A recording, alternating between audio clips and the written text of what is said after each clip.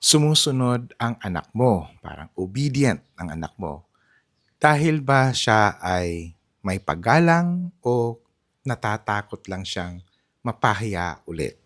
So, welcome to another positive parenting topic. Sa araw na to ha, pag-uusapan natin. Ito ay tungkol sa usapin ng obedience. Ayan, napakalaking usapin ito at naging issue ito sa lahat. Bago tayo magtuloy-tuloy, kung first time mo palang dito sa YouTube channel natin, please don't forget to click the subscribe button dyan lang sa baba. And also, please don't forget to like and also to share this video para naman maikalat natin na mai-share natin ang ating mga pinag-uusapang mga positive na mga topics about positive parenting topics. Ang daming mga magulang tuwang-tuwa no kapag ang kanilang anak obedient o isang utos lang, sumusunod agad. Ayan. Kaya lang, eto, tahimik. Hindi naman sumasagot ng pabalik. Walang argumento, walang argument. Ayan, dapat ba tayong matuwa kapag ganun? Yan. Yan ang isang ano doon. Dapat ba matuwa tayo? At alam nyo, kadalasan, ito, sinasabi agad ng mga magulang kapag ganyan yung senaryo. Ay, nako, ang bait ng anak ko. Happy-happy ako, ang bait-bait ng anak ko. Pero minsan, dapat tanungin din natin mga magulang, yung pagsunod ba o pagiging obedient ba ng ating mga anak? So, quote-unquote, obedience. Yung obedience ba ng mga anak natin? Ito ba ay talagang as a result or bunga ba talaga ito ng kanyang paggalang or respect o naging bunga lang ito ng takot? Is it out of respect or is it out of fear? So, tayo dapat mga magulang matuto tayong pag-isipan. Okay? Itong topic na to, matuto tayong pag-isipan at tanungin natin yung ating mga sarili this time. Kasi yung obedience na out of fear and out of respect, magkaiba yan. Magkaiba ang dalawang yan. Hindi yan magkapareho. Now, ang dami kasing argumento sa akin yan na pareho lang naman yan. Basta't sumunod, basta tahimik, sumunod, pareho lang yan. Now, let me tell you, these two things are two different animals. Okay? Kasi, ang akala mo, mukhang obedient naman. May obedience naman. Pero, bakit siya nagkakaiba? Dahil magkaiba ang kanilang epekto. Okay? The other one, may positive, yung isa naman negative. So, ngayon, ito yung topic na to, sa araw na to, pag-uusapan natin ang 5 points. I'll give you points of discussion about dun sa effect ng 5 epekto kapag ang ano ba ang style ng disiplina mo, pinapahiya mo yung anak mo, naging obedient ang bata dahil sa fear or dahil sa tawag nito. So, let's respect. Go. Number 1. Okay. Tingnan natin yung obedience versus understanding. Okay? Obedience versus understanding. May dalawang uri kasi ng obedience, guys. Okay? Yung obedience, yung una, yung obedience out of fear. At yung pangalawa naman, okay, obedience out of fear, ang pangalawa ay yung obedience out of understanding. No? Yung naintindihan niya, bakit kailangan niyang sumunod o maging obedient. So yung una muna, yung obedience out of fear, sumusunod lang ang bata dahil natatakot siya. Natatakot siyang mapahiya, natatakot siyang maparusahan, natatakot siyang mapagalitan. So basically yun ang kanyang definition o yung kanyang dahilan ng pagiging obedient. Yung pangalawa naman ay yung obedient out of understanding. Sumunod yung bata dahil naiintindihan niya yung dahilan. Naiintindihan niya na ito yung tama at alam niya yung tama. Kaya sumunod siya. Kaya naging obedient siya. Ito yung tinatawag nga natin na out of conscience. Yung konsensya niya mismo, yung gumagabay sa kanyang obedience. Now, kapag yung bata kasi ay lumaki siya sa takot, fear, natuto siyang sumunod dahil may nakabantay sa kanya, may nakatingin sa kanya. Pero, in comparison kapag ang bata ay lumaki siya sa pag-unawa, natututo siyang gumawa dahil dahil alam niya kung ano yung tama sa mali, and out of respect, ay mas natututo siyang gawin yung tama kahit pa na walang nakakita, walang nakabantay, walang nakatingin sa kanya. Ang takot ay isang external control. Ang pag-unawa o yung deeper understanding, ito ay isang internal compass. Pag external control, naging temporary, naging conditional yung pagiging obedient or yung obedience. Pero kapag internal process siya, nagiging habit, nagiging attitude ito, nagiging sinasabuhay, ika nga, ng bata. Number 2, ang kapag hiya yung ginagamit o ginamit, mas katahimikan ang natutunan. Kapag pinapagalitan mo kasi yung bata sa harap ng ibang tao, lalo na may halong kahihiyan pa ang ginawa mo, may isang bagay na nangyayari dun sa loob ng bata. Hindi niya ngayon napoprocess yung lesson. Ano yung napaprocess niya? Yung shame o yung hiya. Kapag napahiya yung bata sa harap ng ibang tao, kamag-anak, kaklase, kapitbahay, o kahit nga sa sarili nga niyang kapatid, ang unang response, immediate response ng isang bata ay yung tinatawag na self-protection. Hindi niya kasi iniisip. Ito, madalas, dito tayo nagkakamali. Ang akala natin, this is the, ito dapat ang iniisip ng bata. Ito yung ideal. No? Hindi niya agad iniisip na ano ang dapat kong matutunan. Hindi yan. Which is yan yung mentality natin ng mga adults. Pero in reality, sa bata, hindi yan yung kanyang mentality. Ano ang kanyang nasa isip at that moment? Paano siya ngayon iiwas? Paano ako makakaiwas at hindi ako mapahiya at ayaw kong mapahiya? So doon nagsisimula ngayon yung katahimikan. So mga yung iba, di ba, may mga nagtatanong bakit noon yung bata ko, yung anak ko bibong-bibo, nagsasalita, nakikipagkwentuhan, pero ngayon bakit ang tahitahimik? Bakit parang ang akala nga natin minsan mabait sobrang bait dahil sobrang tahimik. Ang dahilan po niyan hindi dahil nagiging sobrang obedient. Tumatahimik lang siya dahil ayaw niyang masaktan. Gusto niya nang umiwas. Dahil ayaw niyang masugatan. Yun yung kanyang dahilan doon. Kaya it's not a thing na dapat tayong maging masaya o maging matuwa tayo as a parents. Medyo mag-worry, medyo mag-isip at pagnilay-nilayan natin ang ating estilo. Okay, puntahan natin number 3. Kapag natuto ang bata na mapahiya, mas natututo rin siyang magtago. Ito yung pinakamalaking epekto kapag yung disiplina mo ay shame-based o yung style ng pagdidisiplina mo ay pamamahiya. Yan. Kung ikaw ay naniniwala talaga dyan, ito ngayon ito pinakamalaking impact or effect. No? Yung bata, mas natuto siyang magtago. So, hindi lang katahimikan, kundi nagtatago rin siya. Kapag ang bawat kasing kamalian niya ay may kapalit na kahihiyan, of course, natural, instinct naman ito, kahit naman sino, ay protektahan yung kanyang sarili.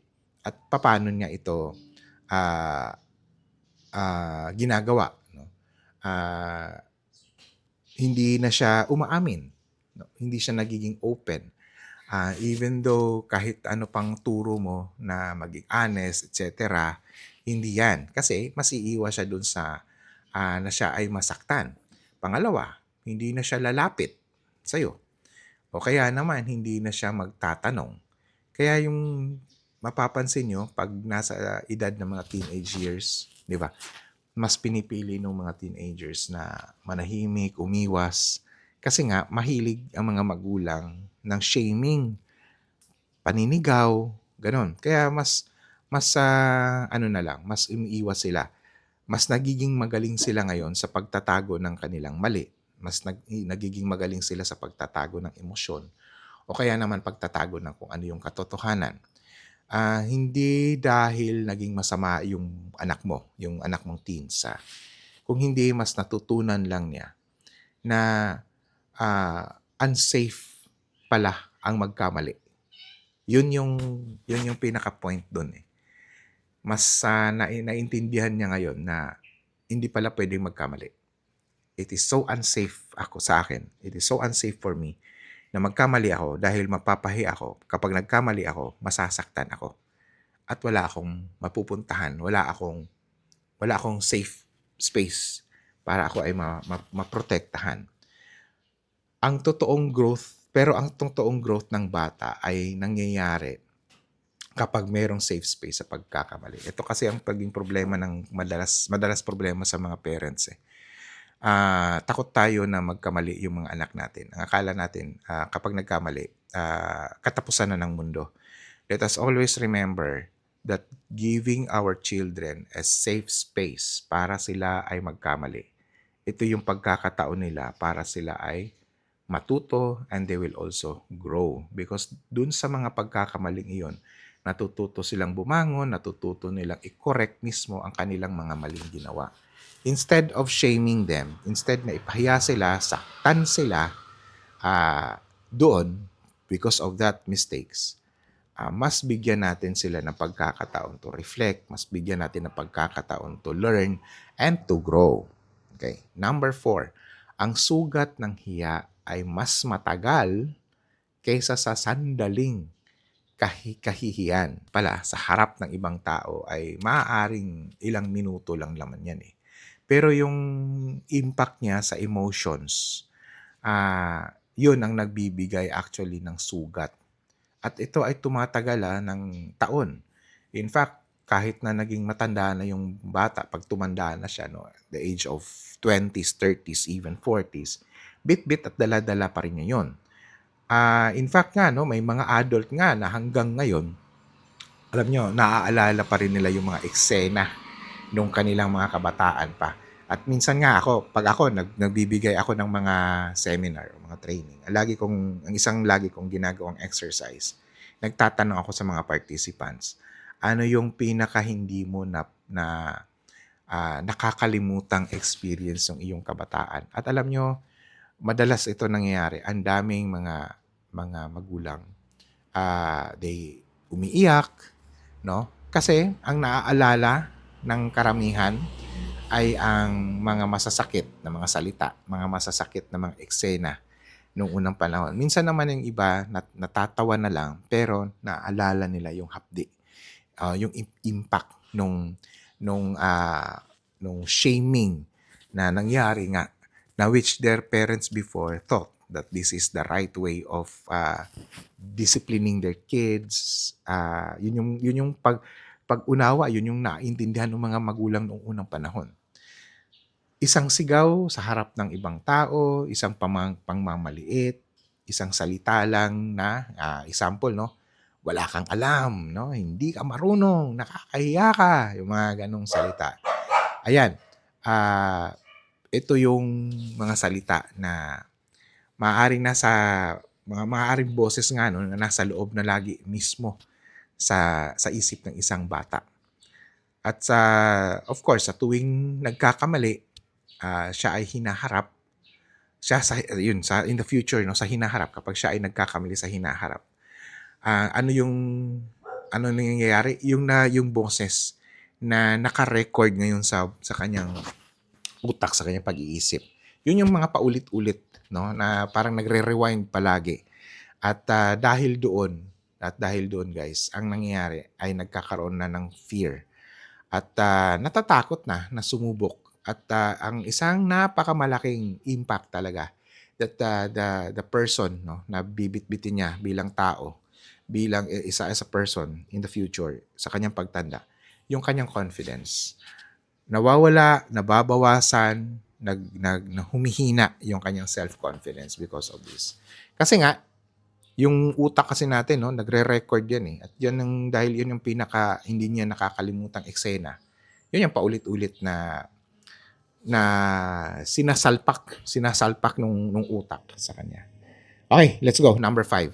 Ang tunay na pag-ibig ay nagko-correct ng may dagal or may dignity. So may isang mahalagang prinsipyo na dapat tandaan natin kapag sa pagpapalaki ng ating mga anak. Bilang magulang, tandaan natin to.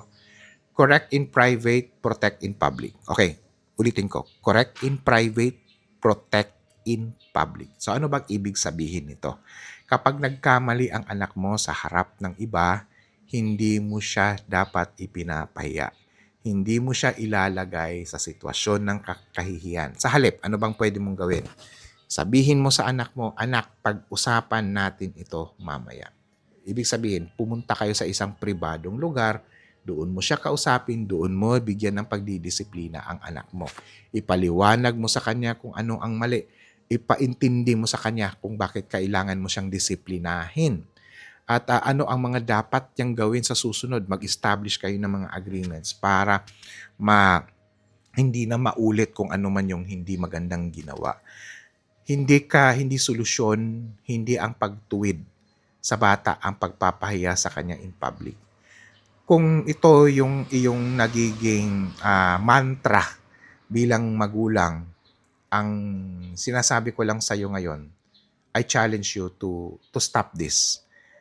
Kasi pag yan, hindi mo hininto yan, hindi mo pa hininto yan, pinaniniwalaan mo pa rin yan hanggang sa ngayon. Nako, I tell you 100%, you will regret in the future. So, syempre, hindi mo pa nakikita yan ngayon kasi nga, hindi pa yan Doon yan, ang epekto niyan in the future, no? Pagtanda ng anak mo, yan, paglaki ng anak mo, doon na yan nangyayari. And what I'm just saying and telling to all parents is that do not regret, that you will not feel regret in the future. Yun lang. And even kahit ikaw nga ngayon it's also a right time for us, for you as an adult right now, a parent right now, to reflect. At pangilay-ngilayan, balikan mo nga yung nakaraan. Paano ka ba pinahiya noon? Yung disiplinang pamamahiya. Ano yung epekto sa'yo ngayon? Tingnan mo, mag-reflect ka. Tingnan mo yung mga naging epekto. Totoo ba itong mga pinag-uusapan nating 5 insights na to, 5 points na to sa araw na to? Now, let's go for a reflection. Ang batang lumaki sa takot, maaring sumunod yan sa habang bata pa siya.